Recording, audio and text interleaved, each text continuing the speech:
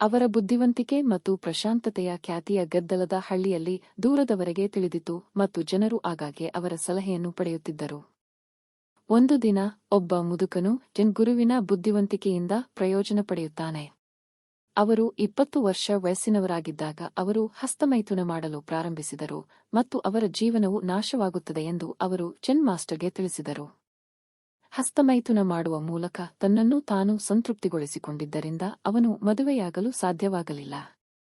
ಆತ್ಮಸ್ಥೈರ್ಯ ಇಲ್ಲದ ಕಾರಣ ಕೆಲಸ ಸಿಗಲಿಲ್ಲ ಮತ್ತು ಇದೆಲ್ಲವೂ ಹಸ್ತಮೈಥುನದಿಂದಾಗಿ ಎಂದು ಅವನಿಗೆ ತಿಳಿದಿತ್ತು. ಜೆನ್ ಮಾಸ್ಟರ್ ದುಃಖದಿಂದ ಮುದುಕನನ್ನು ನೋಡಿ ಕೇಳಿದರು, ಈಗ ನಿಮ್ಮ ವಯಸ್ಸು ಎಷ್ಟು? ಮುದುಕ ಉತ್ತರಿಸಿದ, ನನಗೆ ಈಗ 70 ವರ್ಷ, ನನಗೆ ಮಕ್ಕಳಿಲ್ಲ, ಮನೆ ಇಲ್ಲ, ಜೀವನವಿಲ್ಲ ಮತ್ತು ನಾನು ರಾತ್ರಿಯಲ್ಲಿ ಬೀದಿಯಲ್ಲಿ ಮಲಗುತ್ತೇನೆ. ಜೆನ್ ಗುರುಗಳು ಅವರಿಗೆ ಸಾಂತ್ವನ ಹೇಳಿದರು, ಮನಸ್ಸಿನ ಶಾಂತಿ ಮತ್ತು ಆತ್ಮವಿಶ್ವಾಸವನ್ನು ಹೊಂದಲು ನೀವು ಹಸ್ತಮೈಥುನವನ್ನು ನಿಲ್ಲಿಸಬೇಕು. ಹಸ್ತಮೈಥುನದ 3 ಅನಾನುಕೂಲಗಳನ್ನು ನಾನು ನಿಮಗೆ ಹೇಳುತ್ತೇನೆ. 1. ಕೂದಲು ಉದುರುವಿಕೆ. ಹಸ್ತಮೈಥುನವು ಕೂದಲು ಉದುರುವಿಕೆ ಅಥವಾ ತೆಳುವಾಗುವುದಕ್ಕೆ ಕಾರಣವಾಗುತ್ತದೆ. ಈ ನಷ್ಟವು ತಲೆಯ ಮುಂಭಾಗದಿಂದ ಪ್ರಾರಂಭವಾಗುತ್ತದೆ ಮತ್ತು ಇತರ ಸ್ಥಳಗಳಲ್ಲಿಯೂ ಸಂಭವಿಸಬಹುದು. ಹಸ್ತಮೈಥುನವು 2 ರೀತಿಯಲ್ಲಿ ಕೂದಲು ಉದುರುವಿಕೆಗೆ ಕಾರಣವಾಗುತ್ತದೆ.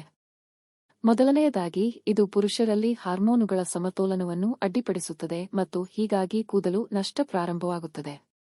ಮತ್ತೊಂದೆಡೆ, ಪ್ರತಿತೃಪ್ತಿಯೊಂದಿಗೆ ವೀರ್ಯದ ಮೂಲಕ ದೇಹದಿಂದ ನಿರ್ದಿಷ್ಟ ಪ್ರಮಾಣದ ಖನಿಜಗಳನ್ನು ತೆಗೆದುಹಾಕಲಾಗುತ್ತದೆ.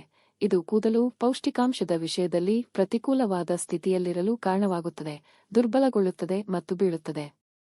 2. ಮಾನಸಿಕ ಹಾನಿ.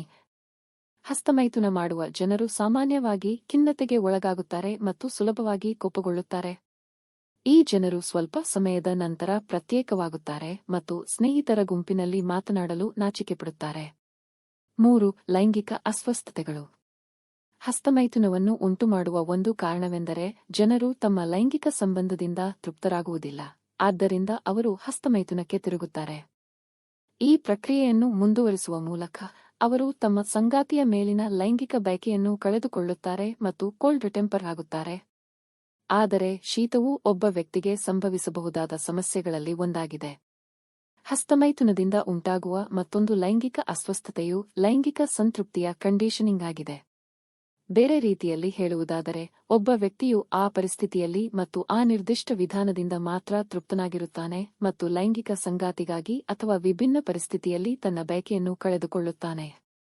ಮುದುಕನಿಗೆ ತುಂಬಾ ವಿಷಾದವಾಯಿತು.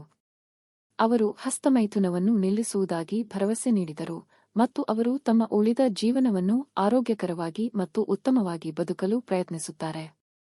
ಹೌದು ಪ್ರಿಯ ಸ್ನೇಹಿತ, ಹಾಗೆ ಮಾಡದಿರಲು ಪ್ರಯತ್ನಿಸಿ. ಮತ್ತು ನೀವು ಮಾಡಿದರೆ ಈಗ ಅದನ್ನು ನಿಲ್ಲಿಸಿ.